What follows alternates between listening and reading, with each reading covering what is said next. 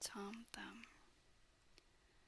A poor woodman sat in his cottage one night, smoking his pipe by the fireside, while his wife sat by his side spinning.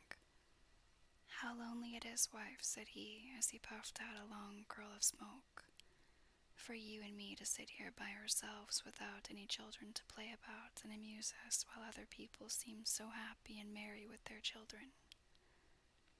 "What you say is very true," said the wife, sighing and turning round her wheel. "How happy should I be if I had but one child! If it were ever so small, nay, if it were no bigger than my thumb, I should be very happy and love it dearly." Now, odd as you may think it, it came to pass that this good woman's wish was fulfilled, just in the very way she had wished it. For not long afterwards she had a little boy, who was quite healthy and strong, but was not much bigger than my thumb, so they said, "Well, we cannot say we have not got what we wished for, and little as he is, we will love him dearly," and they called him Thomas Thumb. They gave him plenty of food, yet for all they could do he never grew bigger, but kept just the same size as he had been when he was born. Still, his eyes were sharp and sparkling, and he soon showed himself to be a clever little fellow who always knew well what he was about. One day, as the woodman was getting ready to go into the wood to cut fuel, he said, "I wish I had someone to bring the cart after me, for I want to make haste." "Oh, father," cried Tom, "I will take care of that. The cart shall be in the wood by the time you want it." Then the woodman laughed and said, "How can that be? You cannot reach up to the horse's bridle." "Never mind that, father," said Tom.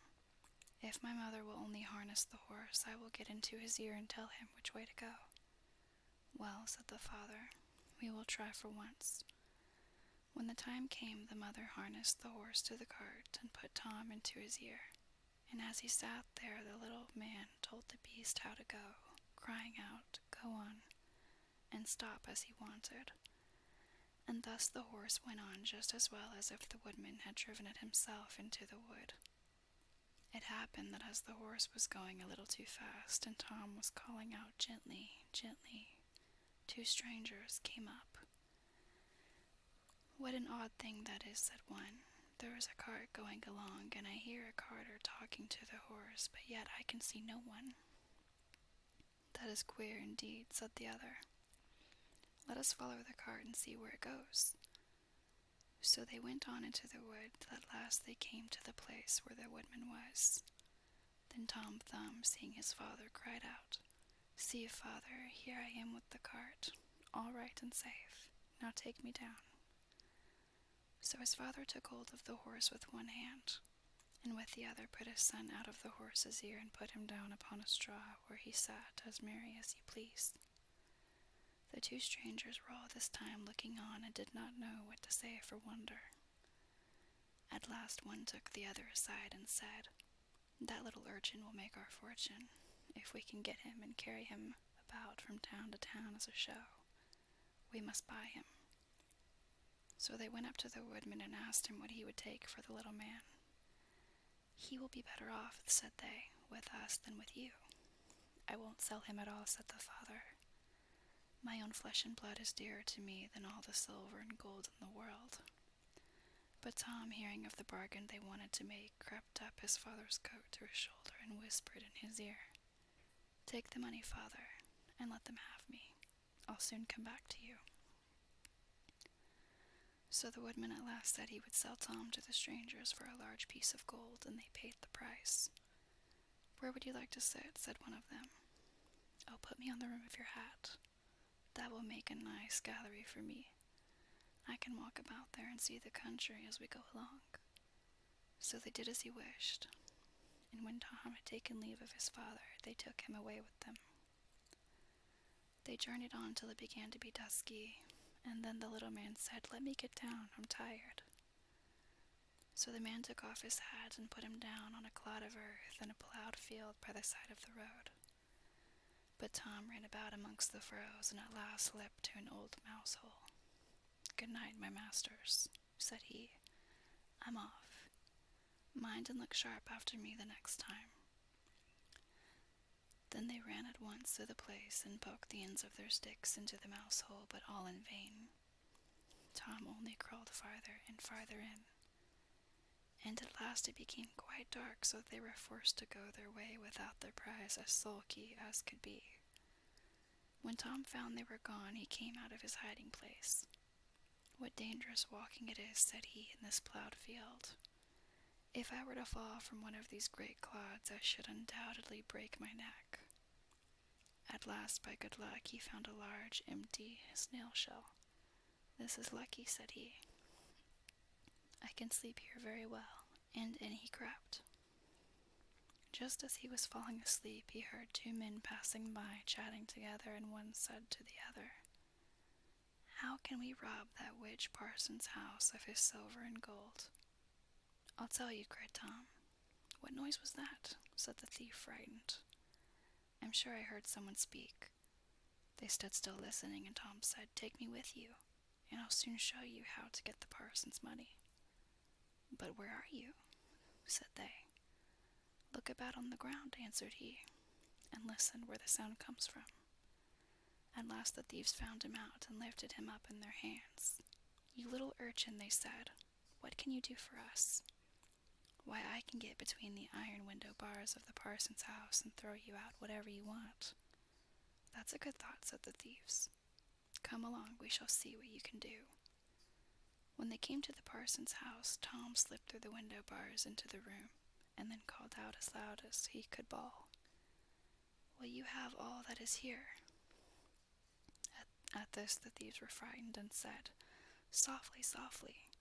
Speak low, that you may not awaken anybody." But Tom seemed as if he did not understand them, and bawled out again, "How much will you have? Shall I throw it all out?" Now the cook lay in the next room, and hearing a noise, she raised herself up in her bed and listened. Meantime the thieves were frightened and ran off a little way. But at last they plucked up their hearts and said, "The little urchin is only trying to make fools of us." So they came back and whispered softly to him, saying, "Now let us have no more of your roguish jokes, but throw us out some of the money." Then Tom called out as loud as he could, "Very well, hold your hands, here it comes." The cook heard this quite plain, so she sprang out of bed and ran to open the door. The thieves ran off as if a wolf was at their tails, and the maid, having groped about and found nothing, went away for a light. By the time she came back, Tom had slipped off into the barn, and when she had looked about and searched every hole and corner and found nobody, she went to bed thinking she must have been dreaming with her eyes open. The little man crawled about in the hayloft, and at last found a snug place to finish his night's rest in. So he laid himself down, meaning to sleep till daylight, and then find his way home to his father and mother. But alas, how woefully he was undone! What crosses and sorrows happen to us all in this world! The cook got up early before daybreak to feed the cows, and going straight to the hayloft carried away a large bundle of hay with the little man in the middle of it fast asleep. He still, however, slept on and did not wake till he found himself in the mouth of the cow, for the cook had put the hay into the cow's rig, and the cow had taken Tom up in a mouthful of it.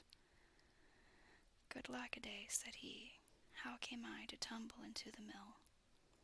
But he soon found out where he really was, and was forced to have all his wits about him, that he might not get between the cow's teeth and so be crushed to death. At last down he went into her stomach. "It is rather dark," said he. "They forgot to build windows in this room to let the sun in. A candle would be no bad thing." Though he made the best of his bad luck, he did not like his quarters at all. And the worst of it was that more and more hay was always coming down, and the space left for him became smaller and smaller. At last he cried out as loud as he could, "Don't bring me any more hay! Don't bring me any more hay!" The maid happened to be just then milking the cow, and hearing someone speak, but seeing nobody, and yet being quite sure it was the same voice she had heard in the night, she was so frightened that she fell off her stool and overset the milk pail. As soon as she could pick herself up out of the dirt, she ran off as fast as she could to her master, the parson, and said, "Sir, sir, the cow is talking." But the parson said, "Woman, thou art surely mad." However, he went with her into the cow-house to try and see what was the matter. Scarcely had they set foot on the threshold when Tom called out, "Don't bring me any more hay." Then the parson himself was frightened, and thinking the cow was surely bewitched, told his man to kill her on the spot. So the cow was killed and cut up, and the stomach in which Tom lay was thrown out upon a dunghill. Tom soon set himself to work to get out, which was not a very easy task. But at last, just as he had made room to get his head out, fresh ill luck befell him. A hungry wolf sprang out and swallowed up the whole stomach, with Tom in it, at one gulp, and ran away. Tom, however, was still not disheartened, and thinking the wolf would not dislike having some chat with him as he was going along, he called out, "My good friend, I can show you a famous treat." "Where's that?" said the wolf. "In such and such a house," said Tom, describing his own father's house. "You can crawl through the drain into the kitchen, and then into the pantry, and there you will find cakes, ham, beef, cold chicken, roast pig, apple dumplings, and everything that your heart can wish." The wolf did not want to be asked twice, so that very night he went to the house and crawled through the drain into the kitchen and then into the pantry and ate and drank there to his heart's content. As soon as he had had enough, he wanted to get away, but he had eaten so much that he could not go out by the same way he came in. This was just what Tom had reckoned upon, and now he began to set up a great shout, making all the noise he could. "Will you be easy?" said the wolf. "You'll awaken everybody in the house if you make such a clatter." "What's that to me?" said the little man. "You have had your frolic. Now I've a mind to be merry myself." And he began singing and shouting as loud as he could. The woodman and his wife, being awakened by the noise, peeped through a crack in the door. But when they saw a wolf was there, you may well suppose that they were sadly frightened. And the woodman ran for his axe and gave his wife a scythe. "Do you stay behind," said the woodman, "and when I have knocked him on the head, you must rip him up with the scythe." Tom heard all this and cried out, "Father, father, I am here. The wolf has swallowed me." And his father said, "Heaven be praised, we have found our dear child again." And he told his wife not to use the scythe for fear she should hurt him. Then he aimed a great blow and struck the wolf on the head and killed him on the spot. And when he was dead, they could open his body and set Tommy free. "Ah," said the father, "what fears we have had for you." "Yes, father," answered he. "I have traveled all over the world, I think, in one way or other since we parted, and now I am very glad to come home and get fresh air again." "Why, where have you been?" said his father. "I have been in a mouse hole, and in a snail shell, and down a cow's throat, and in the wolf's belly, and yet here I am again, safe and sound." "Well," said they, "you are come back, and we will not sell you again for all the riches in the world." Then they hugged and kissed their dear little son and gave him plenty to eat and drink, for he was very hungry.